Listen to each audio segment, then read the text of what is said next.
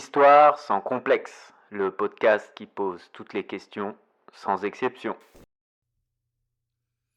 Aujourd'hui, nous allons répondre à la question suivante. Charlemagne a-t-il fondé l'Europe ? Charlemagne, figure incontournable de l'histoire médiévale, a marqué les esprits bien au-delà de son époque.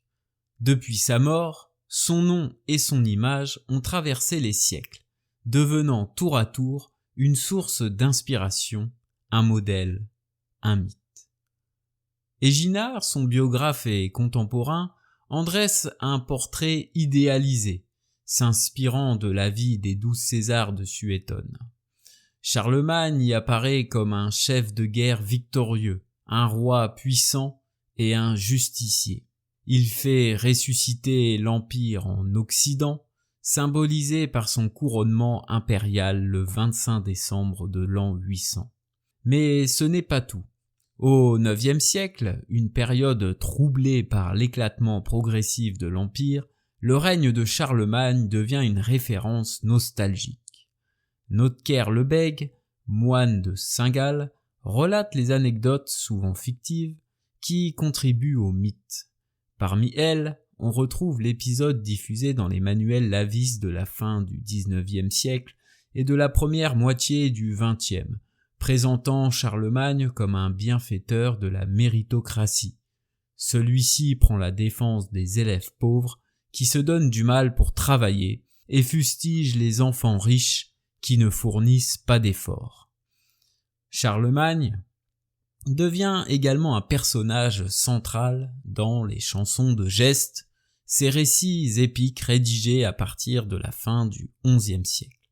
Tantôt chef de guerre, tantôt roi, justicier ou défenseur de la chrétienté, il incarne des valeurs idéales dans un contexte marqué par les croisades. Elles explorent aussi les défauts du personnage, comme la chanson d'Apremont qui dépeint un Charlemagne colérique et parfois démesuré. Enfin, son influence dépasse largement son époque. En 1165, Frédéric Barberousse le fait canoniser, scellant définitivement son statut de figure mythique.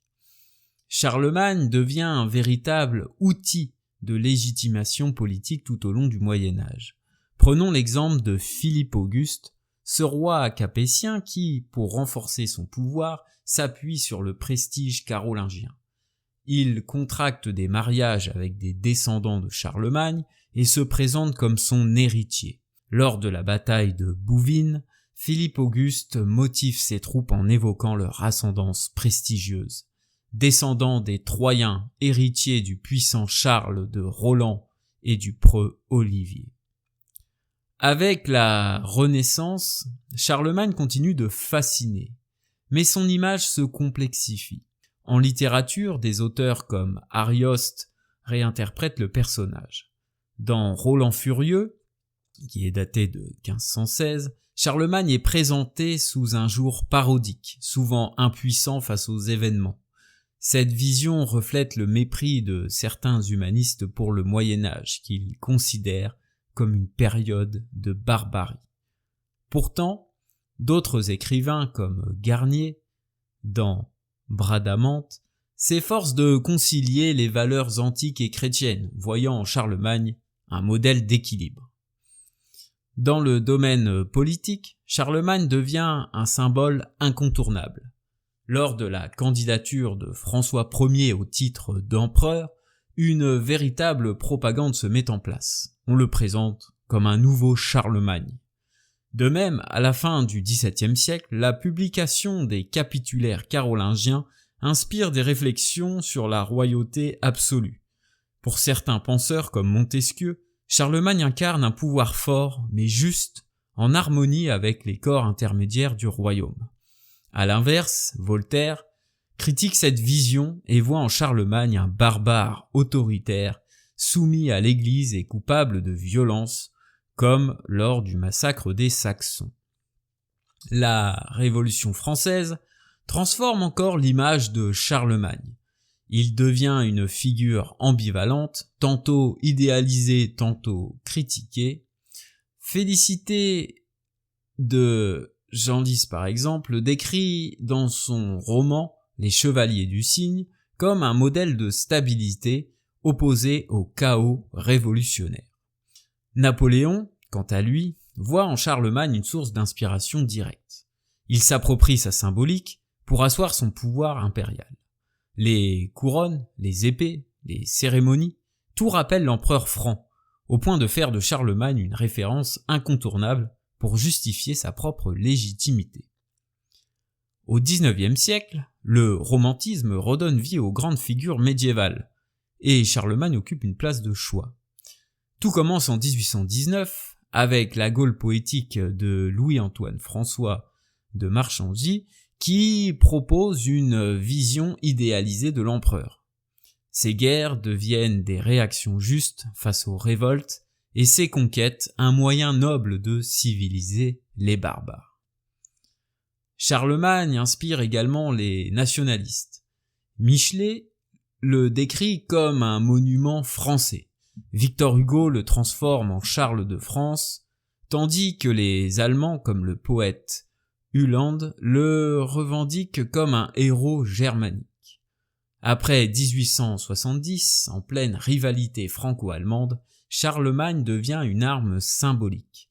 Pour les Français, il incarne la lutte contre les barbares germaniques lors de la campagne de Saxe où il massacra plusieurs milliers de païens.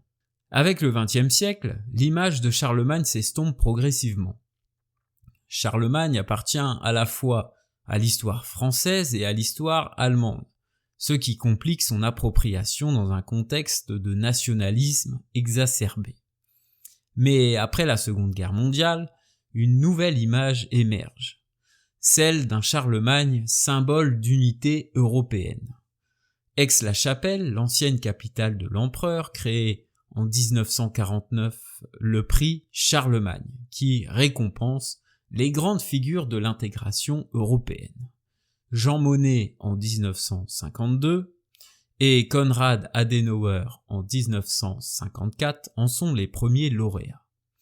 Ce prix fut remis notamment aussi à François Mitterrand et Helmut Kohl en 1988, symbolisant l'unité franco-allemande. L'image de Charlemagne a travaillé toutes les époques jusqu'à nos jours, depuis sa mort. Pourtant, sommes-nous encore les héritiers de Charlemagne ? Comme affirmé dans la première partie que vous pouvez aller écouter ou réécouter, Charlemagne est d'abord et avant tout un héritier des Pépinides, c'est-à-dire de son grand-père Charles Martel et de son père Pépin le Bref. L'enfance de Charlemagne, donc il est né vers 747, fut tout sauf paisible. Fils de Pépin le Bref et de Bertrade de Laon, Charlemagne grandit dans un royaume franc déchiré par les luttes de pouvoir internes, où la guerre et les ambitions des élites dominaient le quotidien. Dès son jeune âge, il fut plongé dans un univers où la politique et la guerre s'entremêlaient, ce qui façonna son éducation. À l'instar de nombreux princes de l'époque, il reçut une formation militaire avant tout. Dès ses 10 ans, il était formé à la conduite des armées, aux stratégies de guerre et aux techniques de combat. Son père, Pépin le Bref, le préparait à assumer une future responsabilité militaire et politique, sans laisser place à une éducation littéraire approfondie. À cette époque, la guerre était omniprésente, et c'est dans ce contexte que Charlemagne vécut ses premières années. Dès 751, lorsque son père monta sur le trône des Francs, une guerre civile dévastatrice déchira le royaume entre les partisans de Pépin et les soutiens de la noblesse mérovingienne. Charlemagne vécut la bataille de la secte des Mérovingiens de 754 à 756, période marquée par des troubles internes et des révoltes qui obligeaient la jeune cour à constamment être en mouvement, notamment lors des campagnes militaires. Malgré les précieuses leçons militaires qu'il reçut, Charlemagne fut néanmoins privé d'une éducation littéraire approfondie. Son incapacité à écrire est souvent citée comme une lacune de son enfance, car bien qu'il maîtrisât les compétences essentielles d'un souverain guerrier, il ne parvint jamais à acquérir la maîtrise de l'écriture. Ce retard s'explique par une culture de l'oralité et de la guerre qui prévalait dans le milieu carolingien. De plus, l'accent était mis sur la formation physique et militaire plutôt que sur l'enseignement des arts écrits.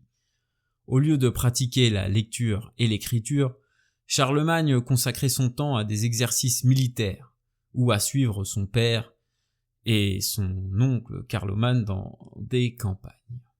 Le royaume franc, tout juste sorti de la domination des Mérovingiens, était en pleine reconstruction et la stabilité politique était loin d'être acquise. Cela laissait peu de place à un apprentissage rigoureux des lettres. Charlemagne lui-même témoigna plus tard qu'il regrettait de ne pas avoir été éduqué dans l'art de l'écriture, bien que ses capacités de réflexion et d'organisation ne soient pas affectées par ce manque. Son enfance fut donc marquée par des difficultés profondes, l'instabilité politique du royaume, les guerres incessantes et l'absence d'une véritable formation académique. Cette atmosphère guerrière et perturbée, renforcée par les tensions internes et les ambitions des seigneurs francs, forma Charlemagne en un homme d'action plus qu'un homme de lettres. Toutefois, ces années de lutte et d'apprentissage militaire forgèrent le caractère et les compétences de celui qui deviendra l'un des plus grands empereurs d'Europe. Mais il paya le prix de cette enfance agitée en ne parvenant jamais à maîtriser véritablement l'écriture. Charlemagne utilisa la religion chrétienne comme un outil implacable pour soumettre et dominer de force les populations païennes qui résistaient à son autorité. Et cette approche s'accompagna d'une violence extrême. Dans un contexte où la stabilité des royaumes francs était précaire, où l'unité était fragile et où les dissidences religieuses menaçaient de diviser l'empire, la tolérance religieuse était impensable. Charlemagne le savait. Pour asseoir son pouvoir, il devait imposer une foi unique et un ordre commun. À l'époque de Charlemagne, la peur morale de ne pas obtenir le salut éternel était une réalité omniprésente et profonde, étroitement liée à la foi chrétienne et à l'idée que l'ordre divin gouvernait non seulement l'individu, mais aussi l'ensemble des royaumes. L'âme humaine, selon la croyance chrétienne de l'époque, était en péril permanent, et toute déviation de la voie chrétienne était perçue comme une menace directe pour le salut. Dans ce contexte, la présence de païens au sein du royaume de Charlemagne représentait bien plus qu'une simple question d'ordre social ou politique, mais un véritable danger spirituel. La conversion des païens était considérée comme un impératif moral, car chaque païen vivant dans le royaume pouvait potentiellement mettre en péril l'âme des chrétiens, mais aussi l'intégrité du royaume chrétien. La peur d'une damnation éternelle, non seulement individuelle mais collective, justifiait des actes de violence et de coercition envers les populations païennes. Cette crainte était alimentée par une conception théologique de l'époque. L'âme des non-croyants était vouée à l'enfer, et leur présence dans un royaume chrétien mettait en péril la communauté tout entière, risquant de provoquer la colère divine. Les rois et les seigneurs, dont Charlemagne se percevait comme les garants de la foi chrétienne, et leur devoir était de purifier leurs terres de toute influence païenne pour préserver l'intégrité spirituelle du royaume. Charlemagne lui-même ne voyait pas seulement la conquête des territoires païens comme une extension de son pouvoir, mais comme une mission divine. L'Église, de son côté, n'hésitait pas à renforcer cette peur morale. Les sermons des clercs et des évêques, à l'instar de ceux de l'époque, incitaient constamment les populations chrétiennes à se protéger de la contamination des non-croyants. Le salut des âmes passait par l'élimination de toute hérésie, et la menace de l'enfer était toujours présente comme un spectre. Les guerres menées par Charlemagne contre les païens n'étaient pas seulement perçues comme des guerres militaires, mais aussi comme des croisades pour le salut des âmes. C'était un combat de pureté religieuse, où en exterminant ou en forçant les païens à se convertir, Charlemagne et l'Église croyaient protéger non seulement l'ordre terrestre, mais aussi l'âme immortelle de chaque chrétien. Un exemple frappant de cette stratégie fut sa guerre contre les Saxons, une population païenne qui s'opposait farouchement à l'influence chrétienne. Pourquoi attaquer les Saxons ? Les Saxons, installés bien au nord-est du Rhin, menaient depuis des décennies de nombreux raids sur les terres fertiles de l'Ouest. L'élément déclencheur de la campagne contre les Saxons par Charlemagne est le pillage de l'église de Deventer par les Saxons au début des années 770, dans un contexte de tensions croissantes entre Charlemagne et les tribus saxonnes. Deventer, situé dans l'actuelle province d'Overijssel aux Pays-Bas, était l'un des premiers centres importants de la christianisation dans la région, un lieu où les chrétiens avaient établi des communautés et des églises. Les Saxons, fermement attachés à leurs croyances païennes, résistaient violemment aux efforts de Charlemagne pour imposer le christianisme dans leur territoire. Dans ce contexte, l'église de Deventer, qui symbolisait la présence chrétienne et l'autorité de l'église, fut attaquée par les Saxons. Bien que les sources ne précisent pas de manière détaillée les dates exactes de l'incident, le pillage fait partie d'une série de raids saxons destinés à détruire les centres chrétiens et à briser l'élan missionnaire de Charlemagne. Le pillage de l'église de Deventer faisait partie d'une série d'actions menées par les Saxons pour saboter la christianisation et affirmer leur indépendance. Ils n'avaient aucune intention de céder à la pression chrétienne imposée par les Francs. Les Saxons, souvent perçus comme des barbares dans les récits historiques, détruisaient des églises et massacraient des missionnaires pour repousser ce qu'ils considéraient comme une forme de domination étrangère. Ces attaques, et en particulier le pillage de l'église de Deventer, furent des événements marquants qui renforcèrent la conviction de Charlemagne qu'il devait intervenir militairement pour préserver la chrétienté dans son empire et pacifier les régions rebelles. Dès 772, Charlemagne, sous prétexte de défendre la foi chrétienne et d'étendre les frontières de son empire, lança une première campagne contre eux, marquée par la destruction du sanctuaire païen de Irminsul, un lieu de culte sacré pour les Saxons. La destruction de ce symbole de leur foi fut le signal d'un conflit de longue durée, mais ce n'était que le début. En 782, après une rébellion saxonne contre l'imposition du christianisme et des tentatives de conversion forcée, Charlemagne organisa le massacre de 4500 Saxons à Verden, une action d'une brutalité sans précédent. Les prisonniers, capturés lors des combats, furent exécutés en masse, et ce massacre fut présenté par Charlemagne comme une punition nécessaire pour maintenir l'ordre et l'unité du royaume. Cet acte de violence n'était pas un simple châtiment, mais un message fort envoyé à toutes les populations païennes. La résistance à la conversion chrétienne serait écrasée sans pitié. Cependant, la conversion ne se limitait pas à un simple aspect militaire.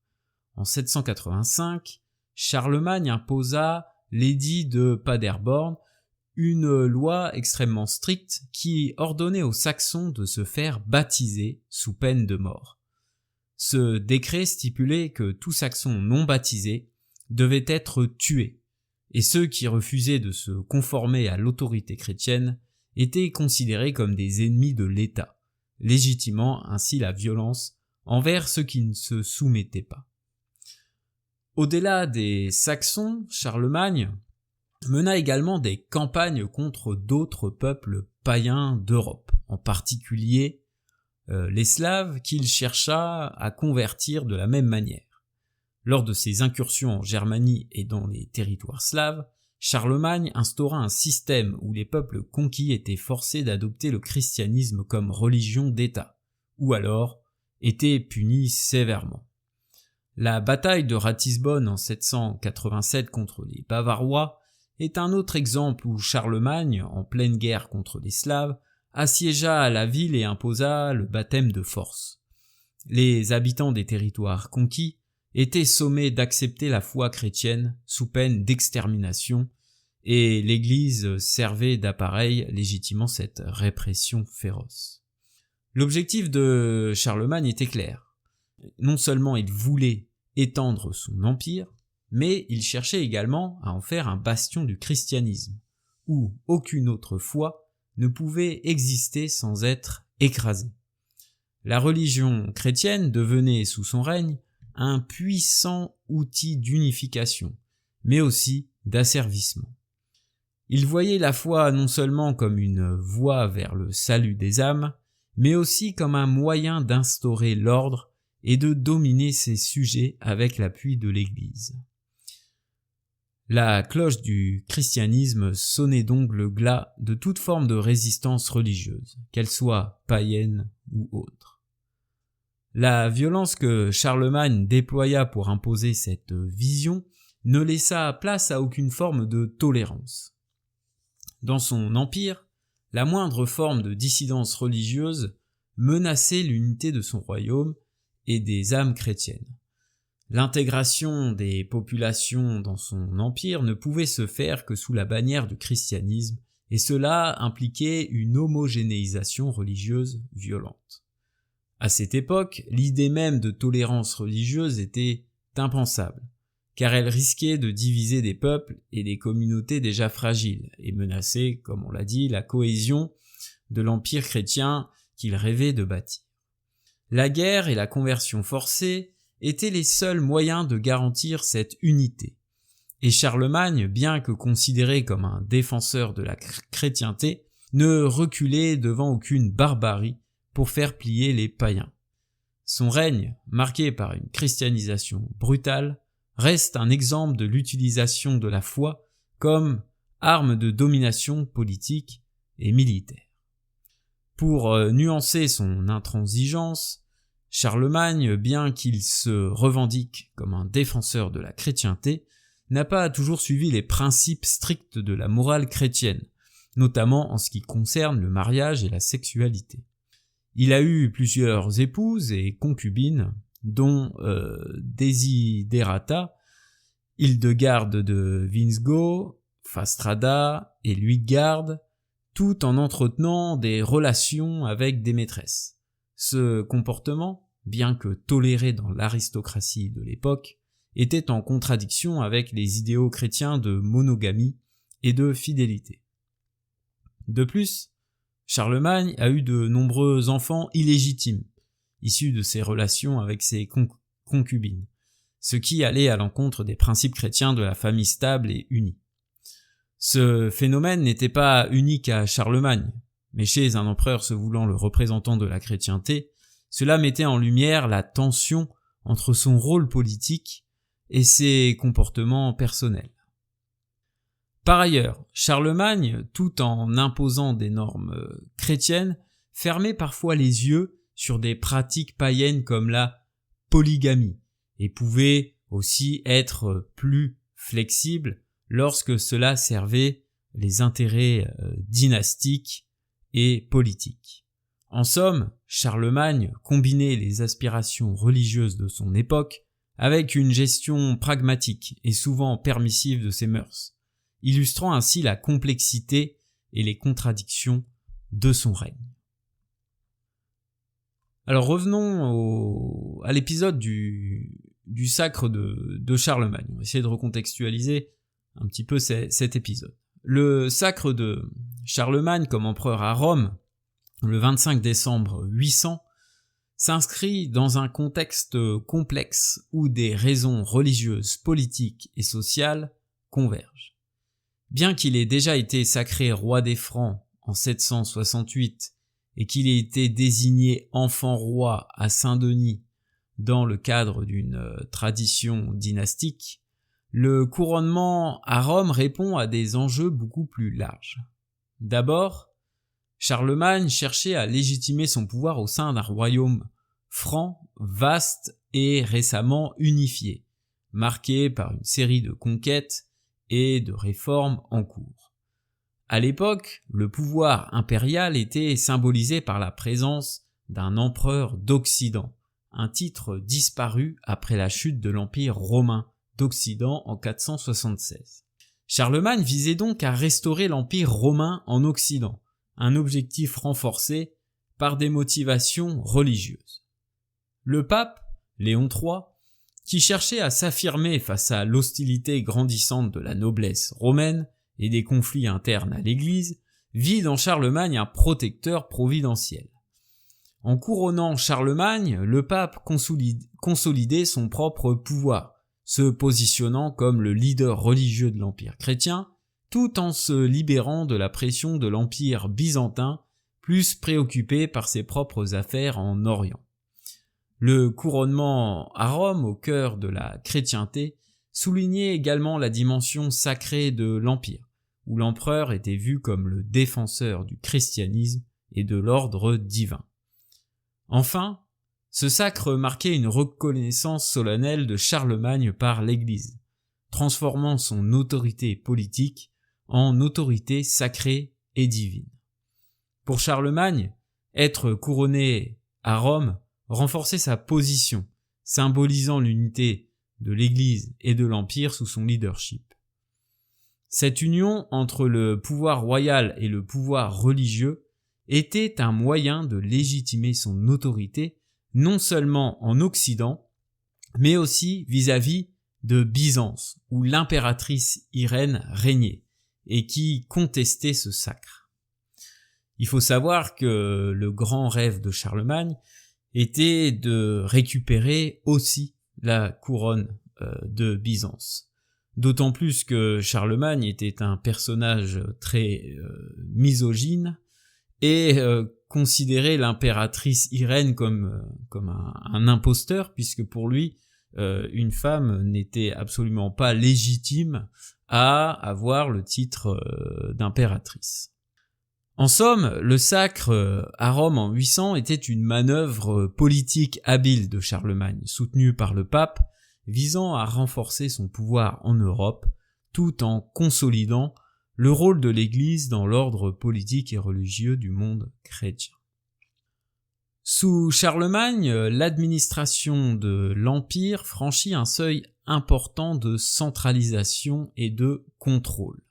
L'une de ces innovations majeures fut la mise en place des missi dominici, une institution de surveillance et de contrôle centralisée qui surpassait largement celle instaurée par son père Pépin le Bref. Les missi dominici étaient des fonctionnaires royaux envoyés par Charlemagne pour inspecter, contrôler et superviser l'administration des différents comtés et régions de son empire. Leur mission consistait à faire respecter la loi, à surveiller les comptes et les seigneurs locaux et à relayer les décisions du souverain. Ce système visait à s'assurer que le pouvoir central restait présent et actif partout dans l'empire, loin de la structure féodale décentralisée qui prévalait auparavant. Ces envoyés, deux par mission, un clerc et un laïc, avaient un pouvoir quasi judiciaire et administratif, ce qui était un signe de l'autorité croissante de Charlemagne. Les fonctionnaires de Charlemagne étaient principalement issus de la noblesse et en grande partie de sa propre famille ou des familles proches de la cour. Le recrutement dans l'administration était en effet marqué par un réseau familial étroit, ce qui permettait à Charlemagne de garder un contrôle direct sur son empire tout en intégrant des membres de l'aristocratie dans ses structures de pouvoir. Les comtes, qui administraient les différents territoires sous Charlemagne, étaient pour la plupart des membres de l'élite nobiliaire et souvent liés à la famille impériale par des alliances matrimoniales ou des liens de vassalité. Par exemple, Bernard de Septimanie, un neveu de Charlemagne, fut comte de Septimanie et Hildegarde, une autre parente proche, fut mariée à Charlemagne. Ces noms illustrent comment l'empereur consolidait son pouvoir en plaçant des membres de sa propre famille ou des proches à des postes clés. De plus, Charlemagne n'hésitait pas à récompenser ses partisans en leur confiant des terres ou des fonctions administratives. Ainsi, il en fit une question de loyauté et de confiance envers les nobles, leur garantissant une place de choix dans l'administration, mais aussi une forme de contrôle sur les territoires qu'il administrait. Cela renforçait la centralisation du pouvoir tout en gardant un réseau de nobles loyaux à l'empereur. L'ascension de figures comme Éginard, un proche conseiller de Charlemagne et membre de la cour, démontre également l'importance de l'entrelacement entre noblesse et fonction publique sous le règne de Charlemagne. Éginard, même s'il n'était pas directement issu de la famille royale, bénéficia de la proximité avec Charlemagne et de sa confiance pour occuper des positions clés dans l'administration impériale. En somme, l'administration de Charlemagne était marquée par un contrôle serré du pouvoir central, grâce aux missi dominici, tout en intégrant étroitement la noblesse dans le système de gestion de l'Empire. Charlemagne réussit à renforcer son autorité et à instaurer un gouvernement centralisé en faisant appel à des nobles de sa famille ou des proches, assurant ainsi un lien fort entre la cour impériale et les territoires qu'il gouvernait. Charlemagne, conscient de l'importance de l'éducation pour la gestion de son empire et la diffusion du christianisme, entreprit de renforcer et de structurer l'éducation au sein de son royaume. Son objectif était d'assurer la formation des élites, mais aussi de renforcer le contrôle de l'Église et de promouvoir l'unité culturelle dans un empire qui s'étendait sur de vastes territoires, parfois très différents les uns des autres. Charlemagne promut une réforme éducative à grande échelle, en particulier dans les monastères et les écoles épiscopales, qui étaient les principaux centres d'enseignement à l'époque. Il s'entoura de conseillers éclairés, comme Alcuin d'York, un érudit anglo-saxon qui joua un rôle central dans cette réforme. Grâce à ces réformes, l'éducation ne se limita plus à la formation religieuse des clercs et des moines, mais s'élargit au domaine de la grammaire, de la rhétorique, de la logique, de l'arithmétique, de la géométrie et de la musique, en s'inspirant des traditions gréco-romaines.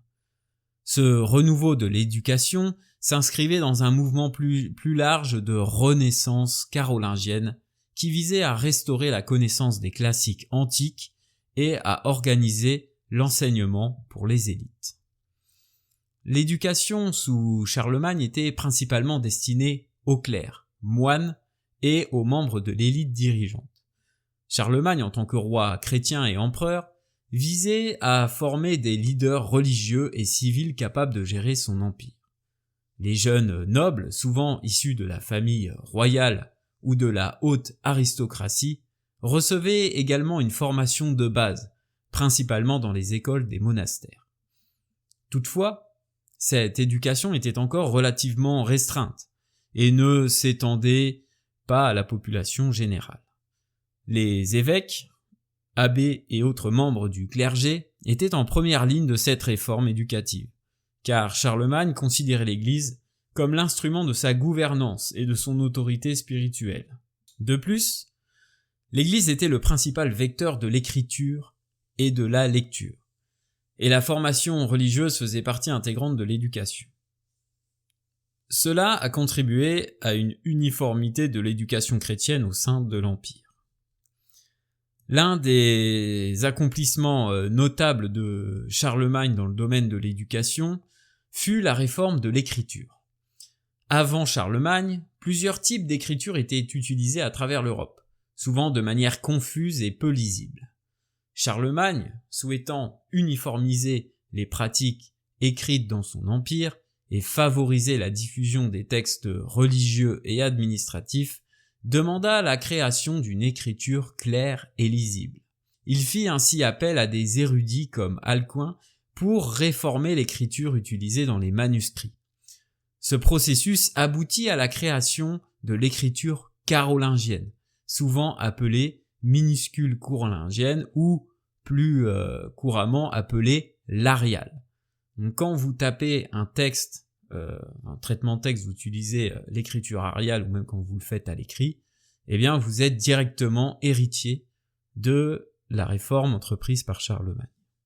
Ce type d'écriture se caractérisait par des lettres distinctes et facilement lisibles, avec une meilleure séparation des mots et une calligraphie plus régulière que les styles précédents comme la cursive mérovingienne. L'écriture carolingienne fut rapidement adoptée dans tout l'Empire et devint la norme pour la copie des manuscrits. Elle facilita non seulement l'administration de l'Empire, en rendant les documents plus clairs et uniformes, mais elle permit aussi une diffusion plus large des textes religieux et des enseignements bibliques. Alors, en guise de conclusion et pour répondre à notre question sur est-ce que Charlemagne est-il en quelque sorte le fondateur de l'Europe, on peut dire que loin de se contenter d'une simple réforme éducative, Charlemagne a activement manipulé la culture gréco-romaine pour sceller l'identité et la culture de l'Europe naissante. Par son impulsion, il n'a pas seulement structuré l'éducation des élites, mais a imposé un modèle unifié d'écriture et de pensée, orienté par l'héritage antique.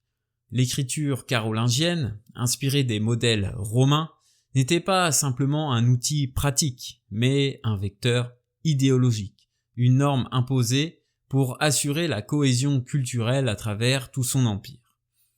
Charlemagne savait que la domination culturelle passait par l'érudition et l'écrit, et il a tout mis en œuvre pour en faire le socle de son autorité. En transformant les monastères et écoles en véritables bastions de l'enseignement gréco-romain, il a formé des générations d'élites, prêtres, clercs, érudits, immergés dans cette tradition antique, créant un appareil intellectuel unifié au service de l'Empire. C'est ainsi qu'il a fondé l'identité culturelle de l'Europe, non pas sur ses particularismes ethniques ou régionaux, mais sur l'appropriation des valeurs de l'Empire romain et de la chrétienté, figeant pour des siècles la structure intellectuelle qui allait définir l'Europe médiévale. Son empire, à travers cette éducation structurée et l'écriture codifiée, n'était plus un simple regroupement de peuples, mais une entité façonnée par l'héritage culturel romain, consolidée par la foi chrétienne et devenue modèle pour l'ensemble du continent. En somme, Charlemagne est une figure incontournable de l'identité européenne. Il a posé les bases solides d'une culture européenne ancrée dans l'héritage gréco-romain et la foi chrétienne, formant ainsi le socle de notre identité jusqu'à aujourd'hui. Merci d'avoir écouté l'épisode. Votre soutien est essentiel pour moi. Si vous avez apprécié, n'hésitez pas à liker, partager et vous abonner sur vos plateformes d'écoute préférées. Retrouvez-moi également sur YouTube et suivez le compte Instagram Histoire sans complexe pour plus de contenu exclusif. Et n'oubliez pas de nous laisser une note de 5 étoiles sur les plateformes d'écoute pour nous aider à grandir. Merci encore et à très bientôt pour de nouveaux podcasts.